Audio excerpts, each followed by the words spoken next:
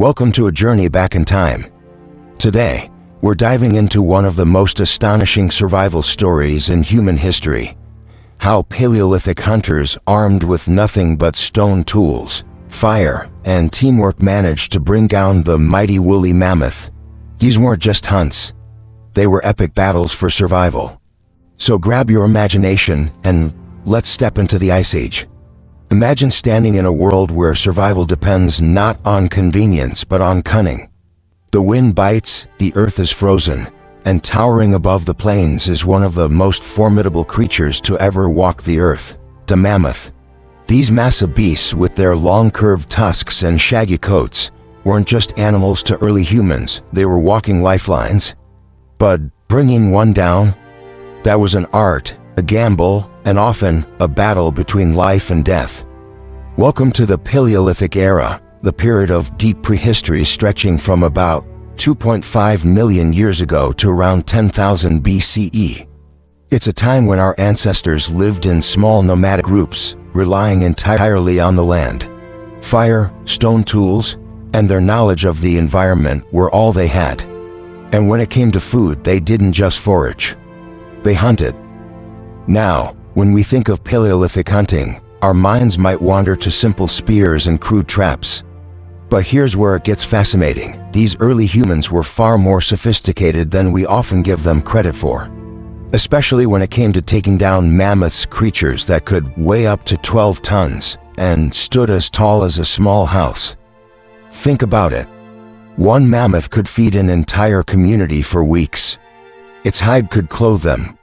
Its bones could become tools, shelters, and even symbolic artifacts.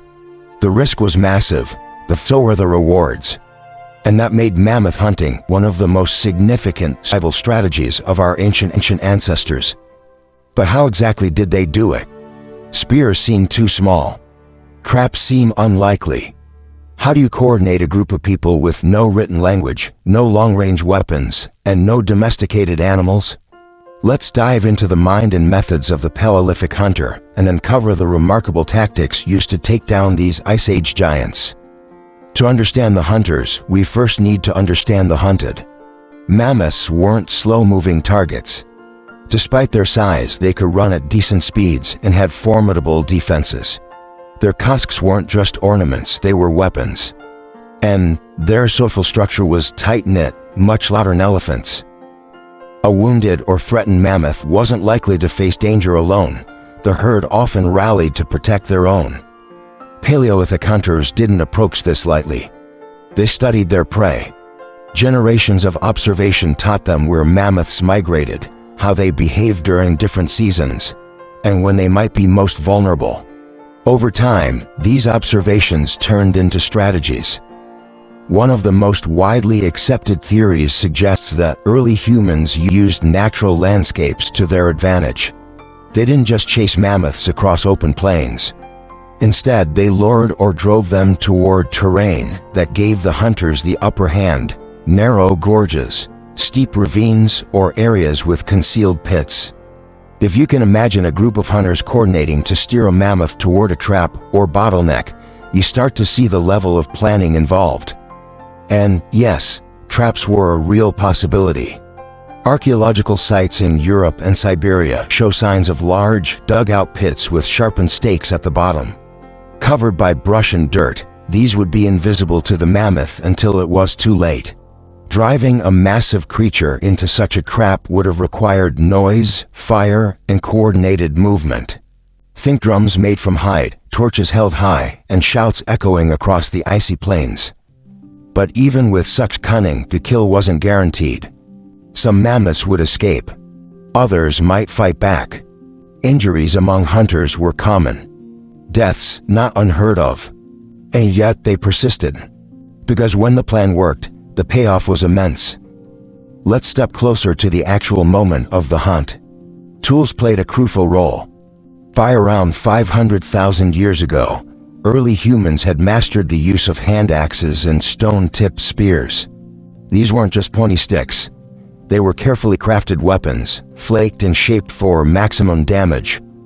Some groups, like the Neanderthals, developed thrusting spears, weapons meant to be used up close. Imagine the bravery it would take to get within feet of a mammoth, thrusting a spear upward toward its thick, hairy flank, all while avoiding a crushing foot or swinging tusk. It was brute courage combined with communal coordination. Later on, around 40,000 years ago, modern Homo sapiens began to innovate further. They created atlatls, or spear throwers, which added range and force to their throws. With an atlatl, a skilled hunter could launch a spear with deadly accuracy from a much safer distance. It was a game changer. But even with better tools, the hunt was never a solo endeavor. Teamwork was essential. Groups likely had designated roles, some distracted, others attacked, while others stood ready to intervene if the mammoth turned violent. This division of labor hints at something profound, a level of social organization and communication that laid the groundwork for future civilizations. We can even find traces of these moments frozen in time. In places like La Côte de Berlade, a site on the island of Jersey, archaeologists discovered evidence of mammoths being herded off cliffs. Below, the remains show signs of butchering.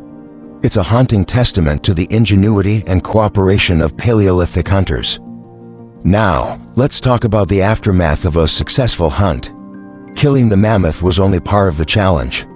Once it was down, the real work began. First came the butchering. This wasn't a quick process.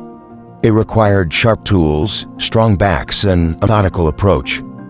The meat had to be cut, preserved, and transported. In colder climates, freezing temperatures acted as natural refrigeration. In warmer times, they might have smoked or dried meat to keep it edible for longer stretches. Nothing was wasted. The hide, tough and thick, was stripped and used to make tents and footwear. Bones were turned into tools, spears, and even fins for shelters. Tusks were especially valuable. Their ivory could be carved into art, symbols, or utilitarian objects. And yes, Paleolithic humans were artists. The same people who hunted mammoths also painted them on cave walls, suggesting a deep respect or even spiritual connection to their prey. These post-hunt rituals also bonded communities. Sharing the spoils wasn't just about survival, it was about reinforcing ties, ensuring mutual aid, and possibly even honoring the spirit of the animal. Some theorists believe that early belief systems may have emerged around such major hunts, planting the seeds of religion and mythology. As climate patterns shifted and the Ice Age began to wane, mammoth populations started to decline. Human activity likely played a role, but it wasn't the only factor. Warming temperatures altered the mammoth's habitat. Grasslands gave way to forests. The very landscape that had supported these giants was disappearing. For hunters, this posed a massive challenge. Their primary prey was vanishing. In some areas, they adapted, turning to smaller game or focusing more on gathering and fishing. But the memory of mammoth hunts persisted. It lived on in stories, in carvings, and perhaps even in the symbolic rituals passed down through generations. Then here's where we see the transition from mere survival to culture. These hunters weren't just scraping by. They were creating meaning from their environment, their victories, and even their losses. The mammoth, once a food source, became a symbol, a creature of legend. Today, when we walk through museums or stare at cave paintings, we are seeing echoes of those hunts. We're glimpsing a time when humans stood at the edge of extinction and fought back with nothing but stone, fire, and each other. The fact that we're here at all is a testament to their resilience and ingenuity. Mammoth hunting was never just about food. It was a test of endurance, intelligence, and community. It forced humans to collaborate, to innovate, and to look beyond the individual. These were the crucibles in which humanity was forged.